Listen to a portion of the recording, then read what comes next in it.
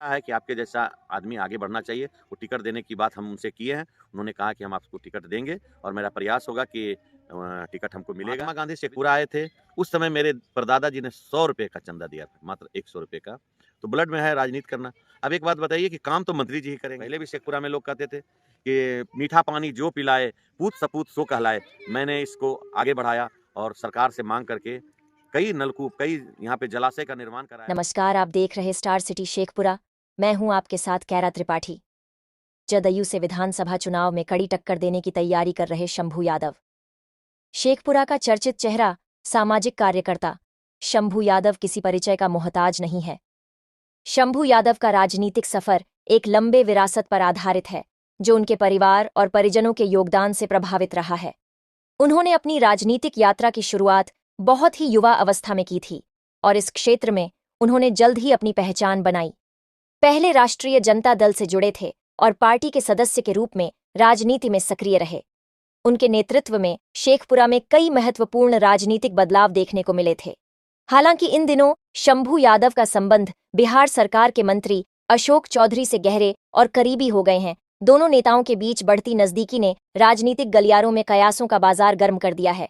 यह अटकलें लगाई जा रही हैं कि शंभू यादव इस बार शेखपुरा विधानसभा सीट से चुनाव लड़ने के लिए जनता दल यूनाइटेड से जुड़ सकते हैं। शंभू यादव के साथ जुड़े लोग मानते हैं कि उनका राजनीतिक अनुभव और क्षेत्रीय समाज उन्हें एक मजबूत उम्मीदवार बनाती है। अब यह देखना दिलचस्प होगा कि वे किस पार्टी से चुनावी मैदान में उतरते हैं और आगामी विधानसभा चुनाव में उनकी भूमिका किस दिशा में आकार लेती है।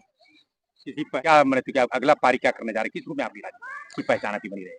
बचपन से मेरा शौक था कि मैं समाज सेवा करूं और मैं जिस परिवार से आता हूं, हमारे पूर्वज करीब जो हमारे परदादा हुए, उनके जो पिताजी हुए, उन समय सभी लोगों ने यहाँ पे कई उल्लेखनीय कार्य किए जो सामाजिक क्षेत्रों में है। और खास करके जब मेरे पिताजी को मैंने देखा कि वो सामाजिक कार्यों में बहुत बढ़ चढ़ करके हिस्सा लेते थे, तो वो प्रेरणा हमसे मिला कि हम समाज के लिए कुछ करें। और राजनीति मेरे खून में था कि मैं समाज सेवा करने के लिए राजनीति में सेवा भाव से हम आए। जहाँ तक 2025 का सवाल है, तो हर कार्यकर्ता, हर नेता का ये इच्छा होता है कि वो चुनाव लड़े। चुनाव एक परीक्षा होता है कि हर 5 साल में आता है और विद्यार्थी तैयार रहता है कि हमको वो परीक्षा में भाग लेना है।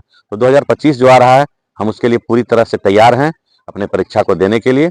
और मेरी कोशिश है कि मैं जो गठबंधन है, गठबंधन की सरकार, एनडीए गठबंधन है और यूपीए गठबंधन है, उस गठबंधन से हमें टिकट मिले और हम चुनाव लड़ें और सेवा करें। विपक्षियों का बार बार आरोप पर लगता रहा है कि आपका कहीं पॉलिटिकल अस्थायित्व नहीं है, कई जगह बदलाव करते रहे, इस तरह की बातें आ रही, आखिर लगता है ये गलत बात है। मैंने आज तक सिर्फ राष्ट्रीय जनता दल का सदस्य बना, इसके अलावा मैं किसी भी पार्टी का सदस्य नहीं बना। जहां तक बात है विरोधियों का, तो उनका तो काम ही है कुछ से कुछ लगाएंगे। जब वो विरोधी हैं, मेरे पक्ष में तो बोलेंगे नहीं, विरोधी तो विरोध में ही बोलेंगे। आपका आप पर आरोप लगता रहा है कि आप मैंने किसी दल से आस्था नहीं आपकी है, बल्कि व्यक्ति पर आस्था है, और जिसके कारण आप मंत्री से भी संबंध बेहतर है। ऐसा लग रहा है कि विकास के लिए आप इस तरह का प्रयास कर रहे हैं? देखिए, मैं एक सामाजिक कार्यकर्ता हूँ, राजनीति मेरे ब्लड में है। मैं कई लोगों को बताना चाहता हूँ, जानकारी नहीं होगी, हमारे जो पूर्वज हैं, वो 1944 में मेरे परदादा रिटायर किए नौकरी से। महात्मा गांधी शेखपुरा आए थे, उस समय मेरे परदादा जी ने ₹100 का चंदा दिया था, मात्र ₹100 का। तो ब्लड में है राजनीति करना। अब एक बात बताइए कि काम तो मंत्री जी ही करेंगे, जो सरकार में बैठे लोग हैं, काम तो वही करेंगे। अगर मैं उनसे मिलता हूँ, और मैं कोई रात के अंधेरे में नहीं मिलता, मैं दिन के उजाले में मिलता हूँ, पब्लिक के बीच में मिलता हूँ कि मेरा पब्लिक का ये काम है, ये डिमांड है, आप इसको पूरा करें। वो सरकार में उन्हीं से काम लेना है, मैं उनके पास जाता हूँ।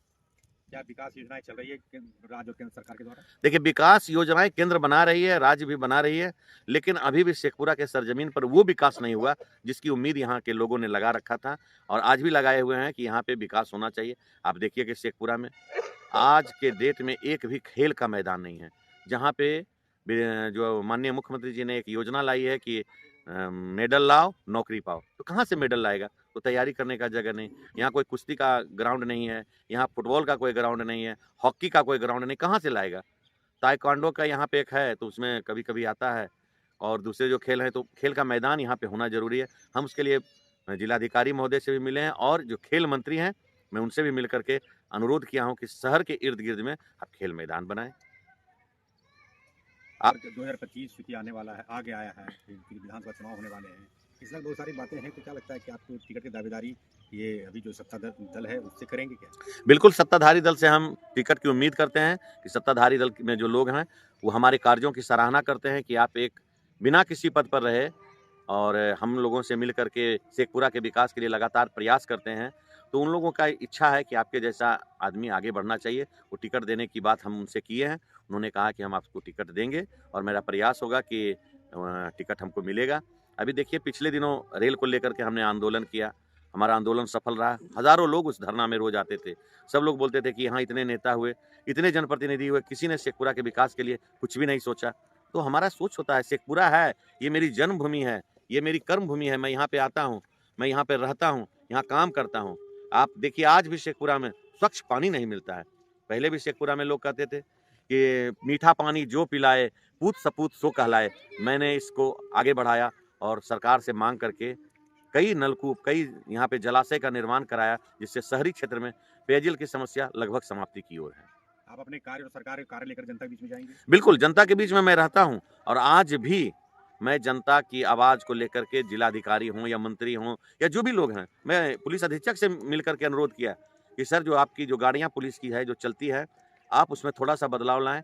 पुलिस अधीक्षक ने कहा कि आज तक किसी नेता ने नहीं कहा कि हमारी 112 की जो गाड़ियाँ हैं, उसको जगह परिवर्तन करते रहना चाहिए। पटेल चौक पे खड़ी रहती है, जो कि बगल थाना में। हमने उनसे अनुरोध किया कि आप वीआईपी रोड में भी उनको लगाइए। मेरा कहना था कि आप समाहर नाले रोड में लगाइए, जहाँ पे पुलिस नहीं रहती। पुलिस अधीक्षक ने तुरंत उस पर कार्रवाई किया और वो सभी जगह गाड़ी लगे। हम जिलाधिकारी महोदय से मिले और शेखपुरा शहरी क्षेत्र में जो मेरी पत्नी 17 से 22 तक चेयरमैन रही, कई उल्लेखनीय कार्य हम लोग नहीं कर सके।